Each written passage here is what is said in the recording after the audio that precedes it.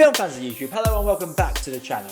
My name is Josh, your Movie Apprentice, and today I am looking at 1998's Japanese horror classic Ringu, directed by Hideo Nakata and starring Nanako Matsushima, Hiroyuki Sanada, and Rei Ino. If I've butchered the pronunciations of those at all, I do apologise, but this film, in case you don't know, is about a cursed videotape, whereas you watch it and you get a phone call saying you're gonna die in 7 days, and a journalist who is following this folk tale, her niece ends up being a victim of said videotape, so she, after watching said tape, has the 7 days to try and uncover the mystery of this cursed videotape. Before I get into the review, if you like what I do on this channel, consider clicking the like button, subscribe to the channel and hitting the notification bell. It would really help me a lot. And let me know what your favourite Japanese horror is down in the comments below. But without further ado, let's get into this review. So Ringu, it's one of those films that is iconic. It basically started the trend of America copying Japanese horror. That it was the first one that started these remakes. It really popularized J-horror across the world. And this film is all about the atmosphere. Whilst the American remake definitely leans into a lot more horror stuff, this one, it's less about the horror and it's more of a mystery. And seeing this mystery unravel throughout its runtime is really, really well done. I really have to give a big shout out to the soundtrack for this. A lot of the atmosphere is built up by the sound design. Every moment of this film feels foreboding, even though it's just generic stuff of the main character Reiko investigating this tape and the mysteries surrounding it. There is ever a presence of this supernatural force that is really held by the fact the soundtrack just makes things feeling foreboding. There is a text that appears at the bottom of the screen listing off what day of the week it is on this 7-day timeline, and just seeing each day show up and a little bit of atmospheric music that accompanies it every time it pops up really adds to the foreboding nature of this. It'll be very easy for you to get very relaxed and content with the film, but every time a new day pops up with that little bit of atmos, you suddenly feel very, very anxious over and over again, and it is very well crafted and built up thanks to this. The main villain, which everyone pretty much knows by this point, but their presence is constantly felt throughout this film. There's a particular shot that really stands out to me that is really clever, and it features just a reflection of a TV set, and it's there for a good few seconds before our lead character notices it, and it just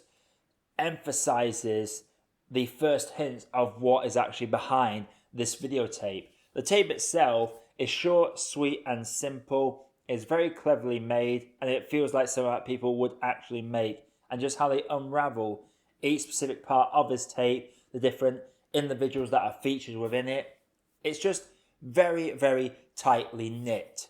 The performances in this are very well executed. Like, in terms of the visuals, there's nothing actually graphically creepy about it. A lot of the creep factor is carried by the performance. Whether it's our lead who's going from normal to freaking out and having to repress her feelings of dread and anxiety when speaking to the people around her, to the kid character who masterfully just acts creepy. Like, one thing I really love about horror movies that you don't really see used too much these days is the fact that kids, man, they are just really creepy in these sorts of films. All they got to do is be expressionless and deliver something deadpan, and instantly you have that feeling of dread and anxiety about you. The flaws I have with this film is that there is a whole medium aspect to this, where certain characters have certain powers of a medium that really is used just to get the narrative moving forward. Because this film is only an hour and a half long, and a lot of the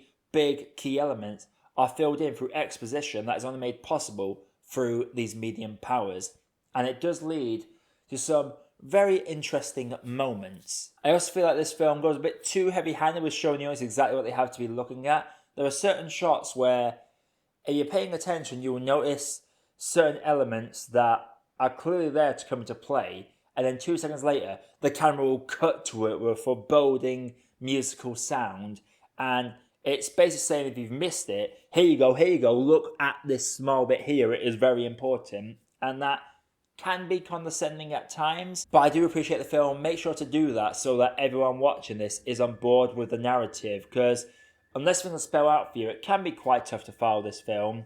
And while it is a great for me personally, I imagine there are a lot of fans out there that are probably helped being guided through this film by this. The way they lean into the folklore is really well played. How they say folklores generally stem from just a rumour, and it's the fear of that rumour that spreads it out. This film came out around the time where VHSs started becoming bigger, TVs were the main source of entertainment. So these days, the film has aged badly, yes, but at the time, this was the big thing. This tape, this television set that you use to distract yourself and just entertain yourself is now suddenly out to murder you. And I feel that's a very, very clever motif on what's happening. Some of the later films today have tried to catch this concept up with today's times, and at times it's ended up being a bit goofy. But this, for being what it is just really well done at building up the anxiety throughout this.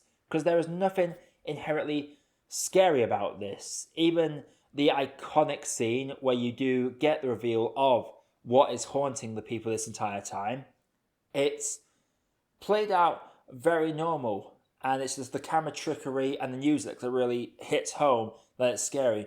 On a basic visual, this film generally doesn't have anything scary to look at. It just has a nice pacing when it comes to building things up. And the big reveals of the antagonists and the evil entities, they just look, if there was no soundtrack, and if you didn't know any of the backstory stuff, it would just look somewhat normal. My big problem with this film, though, is a plot hole. Now, I will delve into a spoiler for this. So if you don't want to see that, skip ahead maybe 30 seconds. But I'll give you that opportunity now. Right. So, basically the implication is that the curse gets passed on. There's a bit where the girl Sadako marks our lead protagonist a couple of days from her deadline, and she has this mark on her wrist. And that's used as a device to say, oh yeah, the curse is over because you are no longer marked. But when it's revealed how the curse is removed from her, it makes no sense that she would be marked at this point, because in the timeline of events, she was already safe by this point. This was done day 2. She was safe by the second day. Yeah, for some reason she's getting marked and then gets removed, and that's not really explained. And it's just a sort of plot thread that's there as a red herring. And it just opens up a massive plot hole for me as why Sadako would have marked Reiko. But that's my only real flaw with that. Anyway, spoilers over. So, overall, Ringu, it's an iconic film, and while it has aged bad with the advancement of technology over the years, it still has a great effect of building atmosphere. This film relishes of atmosphere. All the characters feel real, they feel normal, and they all feel like they'll be doing things that are appropriate to the situation that is presented with them. And while the medium stuff feels a bit overpowered, it does make sense for advancing the plot, and it's just one of those films that we have to really thank for really revolutionising how Western people saw horror. Because this came out around a time where the big horror movies were Scream, which just took the mick out of slasher tropes. And this, along with Ju-On, helped Western culture lean to the more paranormal, psychological, and just atmospheric built horror movies. Obviously, the Saw franchise would come a few years later, but for the time, this really showed America how they can make things like everyday technology creepy. Overall, I'm going to say that Ringu is a good cup of tea.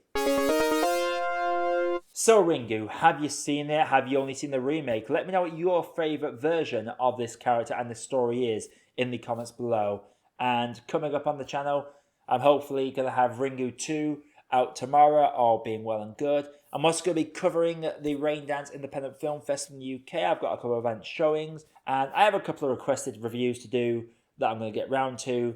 There's just a lot going on, and there's a lot of new films coming out at the minute as well, as much as Hollywood would like you to believe that nothing's coming out. So I'm really looking forward to the latter run-in towards Halloween and what's coming up in November and maybe I'll do a couple of late reviews of films that come out this year that I've maybe not seen straight away. But until next time, my name is Josh, I have been your Movie Apprentice, and I'll see you in the next video. Hey, thank you for watching and thank you for making it to the end of the video. While you are here, if you haven't done it yet, please feel free to drop a like and consider hitting that subscribe button for more reviews coming all the time. And also, while you are here, there are some other videos over there that you might want to sink your teeth into. Have a good day, guys, and do enjoy.